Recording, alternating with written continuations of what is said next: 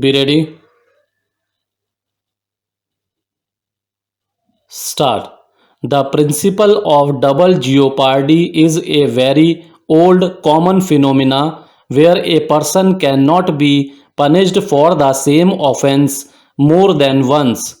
This principle of double means a man should not be put in peril twice for the same offense. The core rule is barring repeated criminal prosecution for the same offences, namely autrefois acquit and autrefois convict. Actually, this principle is very essential to criminal justice administration in every country. It is aimed at protecting the offenders from the harassment and trauma of re-litigation. Almost all countries in the world incorporate this protection in their laws, while some countries have found it necessary to include it in their constitution, others have incorporated it in their statutes. This principle actually developed in English common law of the late 18th century. While its origin is thus common, it is found that its reception and implementation have been different. Double jeopardy is the subjecting of a person to a second trial or punishment for the same offense for which the person has already been tried or punished. It is a procedural defense that prevents an offender from being tried again on similar charges followed by a legitimate acquittal or conviction. This means that if a person is prosecuted or convicted once, he cannot be punished again for that criminal act. According to Black's Law Dictionary, double jeopardy means the fact of being prosecuted or sentenced twice for substantially the same offense. The concept has been dealt with by Article 22 of the Indian Constitution as well as Section 300 of the Criminal Procedure Code 1973 and also Section 26 of the General Clauses Act 1897. In US law, double jeopardy is prohibited by the Fifth Amendment to the Constitution of the United States, which states that no person shall be subject for the same offense to be twice put in jeopardy of life and limb. The clause bars second prosecutions after acquittal or conviction and prohibits multiple convictions for the same offense. The principle was in existence in India even prior to the commencement of the constitution, but the same has now been given the status of constitutional rather than a mere statutory guarantee. Double jeopardy is recognized in different countries like US, UK, Canada, Germany, France, Japan, etc. There are significant differences between the English and American perspective of precisely when jeopardy attaches.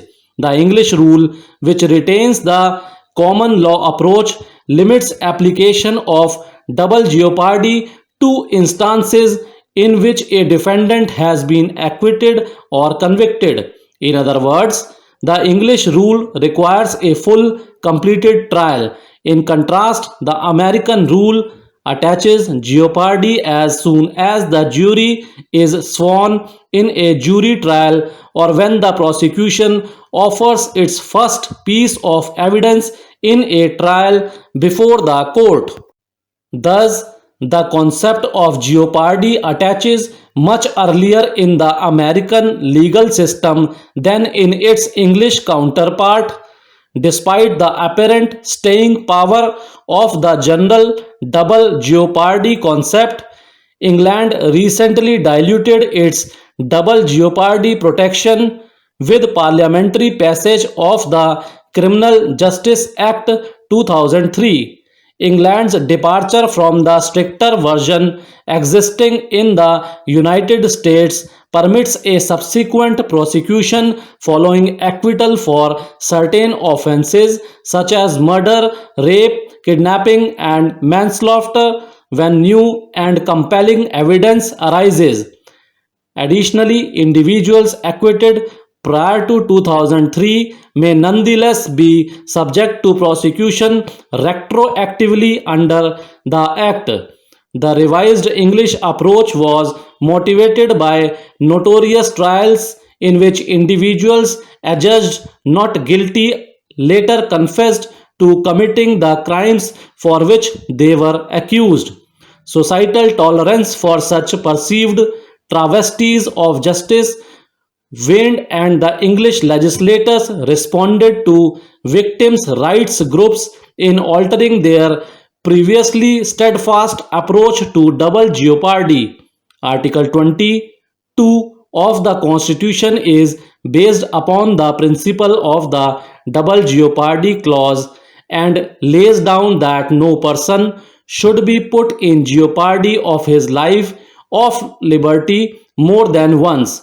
The intention of the founding fathers appears to have been not to disturb the existing law, which is to be found in section 403 of the Code of Criminal Procedure Old, relating to the extent of protection against double jeopardy in the criminal law of this country. Article 22 does nothing more than reproduce in effect the provisions of Section 300 403 old of the Code of Criminal Procedure. It is clear that under the code a discharged person can be put for retrial. Article 22 clearly uses the word and in a conjunctive sense, and it is only where the accused has been both prosecuted and punished for the same offense that a second trial is barred. The person, in order to get benefit, must have been prosecuted and punished for the same offense. Section 403 subclause 1 is more comprehensive in its scope than Article 22. Thank you.